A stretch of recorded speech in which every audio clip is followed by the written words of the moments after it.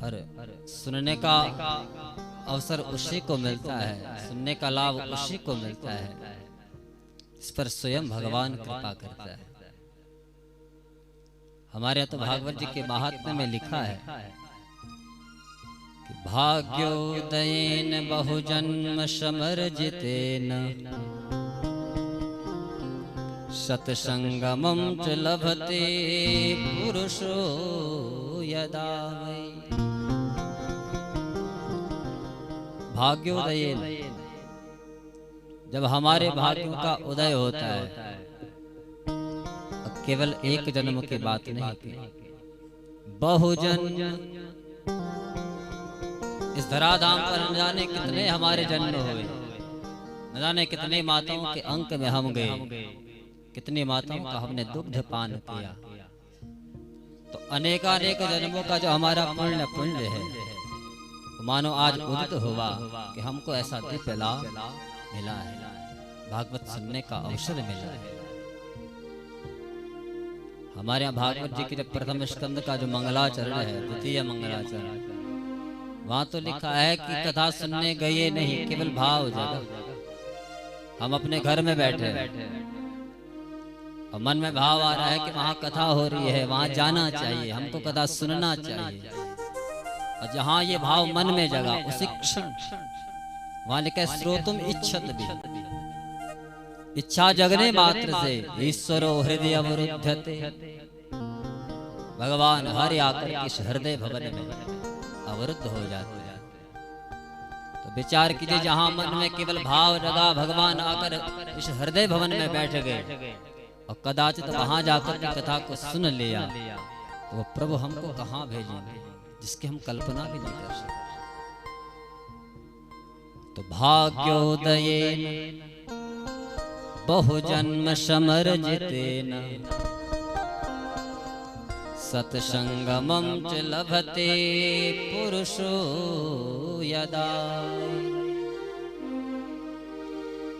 तो हम सब का भाग्य का वो पूर्ण पुण्य आदि उदित होकर के हम सब के सामने है, इसलिए हम यहाँ बैठे हैं, हम कथा को गा रहे हैं और आप कथा को सुन रहे हैं। और इस कथा का, ये कथा लाइव चल रही है दो चैनलों पर। एक तो हमारा ही आचार्य विपिन कृष्ण कांडपाल यूट्यूब चैनल है, उस पर, और दूसरा केदार टीवी पर इस कथा का लाइव प्रसारण भी हो रहा है।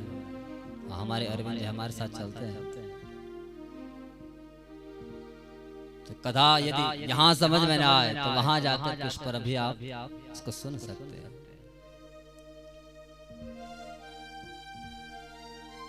भागवत जी में 4 अक्षर है, भा ग व त। एक सामान्य सा अर्थ है जिसमें भक्त ज्ञान वैराग्य और त्याग का समन्वय हो, वो भाग। लेकिन विद्वानों ने बहुत अर्थ किए, अनेकों अर्थ विद्वानों ने भागवत जी के किए हैं। तो संतों ने कहा कि भागवत कोई सामान्य ग्रंथ नहीं है, भाव का नाम च सर्वस्वम और गति नाम परमागति।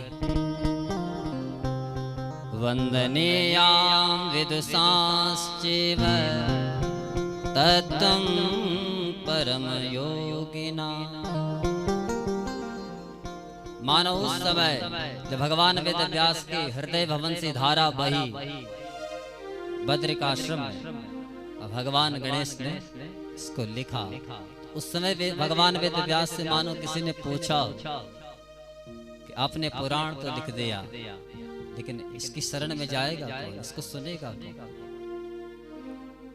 तो मानो उस समय भगवान वेद व्यास ने कहा हो कि पुराण हर किसी के लिए नहीं, भाव का नाम च सर्वस्वम। जो भावक भक्त हैं, जो रसिक भक्त हैं, जो भगवान को जानने की जिज्ञासा रखते हैं, भगवान को पाना चाहते हैं, उनका दर्शन करना चाहते हैं, उनका अनुभव करना चाहते हैं, पर ऐसे उन भक्तों के लिए सर्वस्वम, सब कुछ ही तो भागवत है। क्यों? आखिर भागवत में ऐसा क्या है? हमारे यहाँ भागवत जी में शब्द शब्द में, अक्षर अक्षर में वो परमात्मा बैठा है। उस प्रभु की श्यामलता यहाँ समाई हुई है। लेकिन जब तक आपने उसको सुना नहीं, उसको समझा नहीं, वो दिखने वाला नहीं। तो भाव का नाम सर्वस्व और गति नाम परमागति। जिसकी गति को समझना, जिसकी गति को जानना हर किसी के बस की बात नहीं है। विद्यावताम भागवती परीक्षा। भागवत में विद्वान की परीक्षा है। हाँ, किसी वक्ता के सामने आप बैठ गए और उसने आपको 7 दिन खूब कथा सुनाई और 7वें दिन के बाद यदि उसने आपको उसका पिपासु नहीं बनाया तो समझ लेना चाहिए वक्ता काम का नहीं है। उसमें हम भी हैं। अगर 7 दिन यहाँ से जाने के बाद आपके अंदर ये भाव नहीं जगा कि ऐसी कथा दोबारा कब मिलेगी, इसका मतलब उस कथा का उस वक्ता ने कुछ रस वहां बहाया ही नहीं है। इसलिए वक्ता की परीक्षा, उस व्यासपीठ पर बैठा हुआ वक्ता यदि हमको वो कथा सुनाए और हृदय पटल तक उसको पहुंचा दे तो समझना चाहिए कि भागवत का परम प्रवक्ता है। विद्यावता भागवती परीक्षा। इसलिए इस भागवत की गति को समझना, इस भागवत की गति को जानना हर किसी के वश में नहीं है। वरिष्ठम सर्वशास्त्रेषु। सभी शास्त्रों में जो वरिष्ठ है, भागवत जी को पुराणों का तिलक कहा है। भगवान वेदव्यास ने 17 पुराण लिख दिए, महाभारत जैसे महाग्रंथ का लेखन कर दिया। आगे कथा सुनेंगे आप। और फिर भी ऐसा लगा मैंने कुछ किया ही नहीं। खिन्न मन होकर के बद्रिकाश्रम में बैठे और नारद जी आए। और नारद जी ने जब उदास चेहरा देखा, भगवान वेदव्यास से पूछा क्या होगा। भगवान वेदव्यास ने कहा कि मुझे ऐसा लगता है मैंने कुछ किया ही नहीं, ऐसा लगता है हृदय बिल्कुल खाली है। नारद जी को बड़ा आश्चर्य हुआ कि वो कह रहा है जिसने महाभारत जैसे महाग्रंथ का लेखन कर दिया, वो व्यास कह रहा है कि मैंने कुछ किया ही नहीं। तो नारद जी ने जब चिंतन किया, चिंतन में क्या पाया, पुराण तो बहुत लिखे, ज्ञान खूब भरा, लेकिन भक्ति तो कहीं दिखी नहीं रही है। इसलिए भगवान वेदव्यास से नारद जी ने कहा आपने न जाने कितने पुराणों का लेखन कर दिया, लेकिन एक भी ऐसा ग्रंथ नहीं लिखा जहां भक्ति का रस बह रहा है। तो तब क्षोभ हुआ, चतुश्लोकी भागवत सुनाए और उन 4 श्लोकों का मंथन किया भगवान वेदव्यास ने। ये बृहद संहिता 18,000 श्लोकों की ये तैयार है। तो मानव भागवत जी को लिख करके भगवान वेदव्यास के हृदय में ऐसा लगा हो कि हाँ अब मैंने उन पुराणों की सुंदरता को बढ़ाया है, उन पुराणों की महत्ता को हमने बढ़ाया है।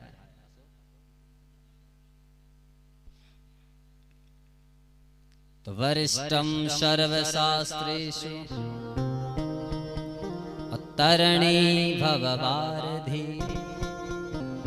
तो सच्चे भाव से भागवत जी की शरण में आया, इस भागवत ने उसको पार लगाया है, इसको इस भव सागर से उसको मुक्त किया है। हाँ, अन्यथा ये जीव तो यहाँ भव सागर में तो जी रहा है, बारंबार धरती पर आता है, बारंबार धरती से चला जाता है, फिर अगला जन्म लेता है, लेकिन भगवान के श्री चरणों तक पहुंचाए नहीं। लेकिन जिसने अपनी मुक्ति का साधन नहीं किया, मैं मरने के बाद किसको पता हाँ कि हम कहाँ जाएंगे।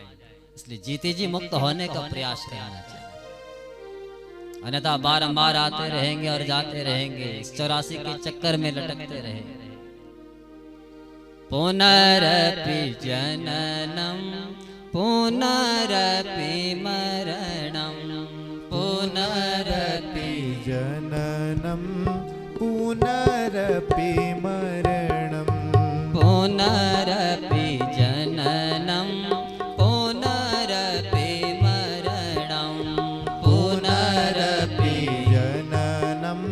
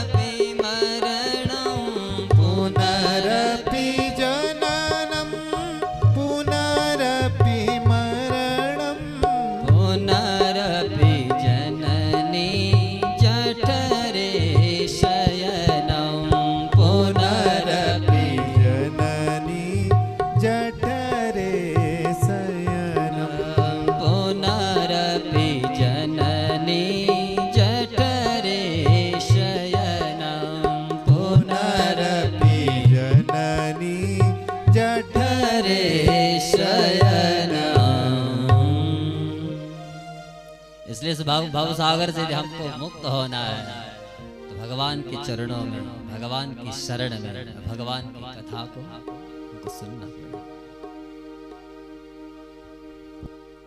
इसलिए इस मन को कहना है कि जो अवसर हमको मिला है, ये अवसर तो सालों में न जाने कब इस जीव को प्राप्त होता है। हाँ, इसलिए जितना समय अभी हमको इस प्रभु की कृपा से इस सत्संग के लिए मिला है, इसका हमको लाभ लेना है। बहे सत्संग की गंगा, बहे सत्संग की गंगा,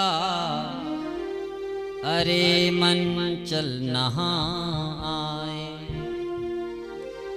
बुझी ज्योति जो जीवन की, उसे फिर से जगा ला। इस मन को कहना है जिस अज्ञान तिमिर में तू जी रहा है, ये जीव अज्ञान तिमिर में ही तो जीता है।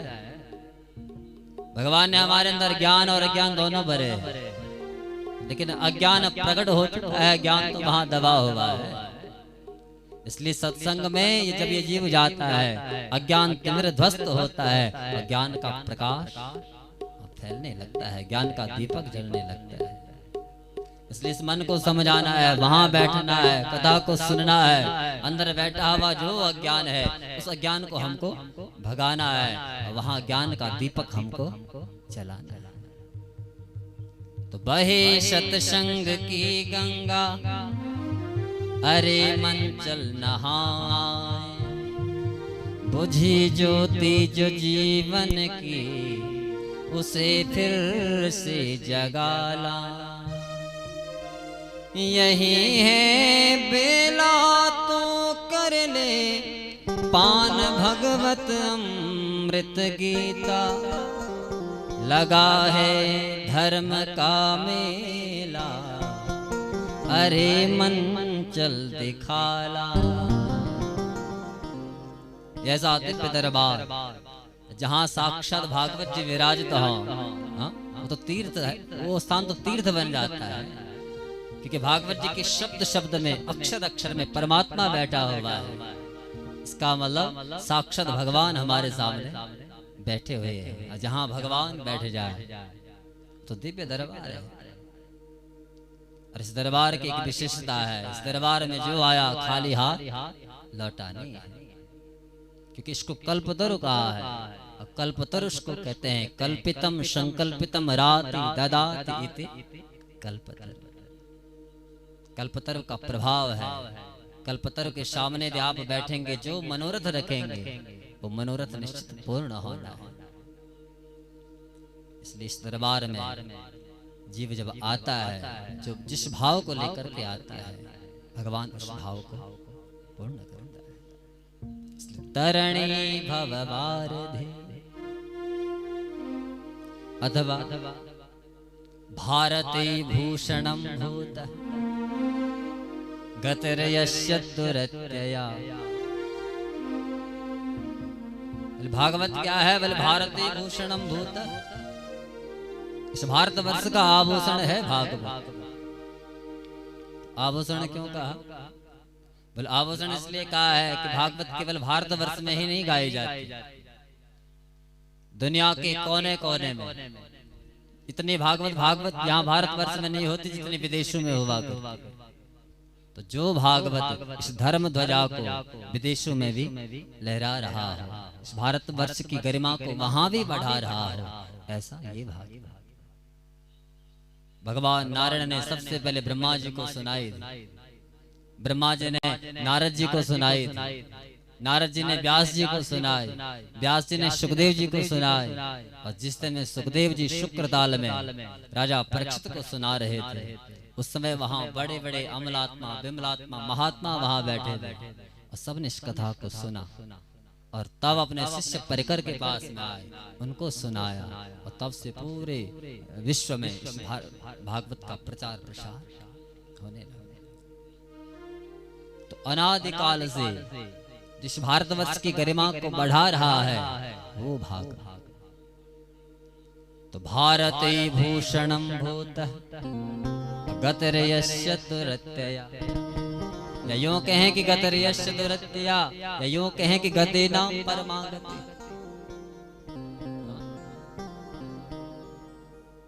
या तो यूं कहें कि इसकी गति को जानना बड़ा कठिन, या यूं कहें कि परम गति को देने वाला ये भाग, परम मुक्ति को देने वाला ये भाग। यहाँ पर इस भागवत जी को विराजित किया है किसके लिए? पितरों के उद्धार के लिए। हाँ, तो मुक्ति का ग्रंथ है जिसको एक बार सुनाया जाए, जीते जी सुन लो तब भी उद्धार, और जीते जी न सुन पाए मरने के बाद भी इसको सुनाया जाए तब भी उद्धार है। परीक्षित ने जीते जी सुना तो अपना कल्याण कर दिया, और धुंधकारी ने मरने के बाद सुना तो तब भी उद्धार हो। इसलिए जीते जी भी सुन लें तो तब भी कल्याण है, न सुन पाए तो मरने के बाद भी जीव का कल्याण कर जाए।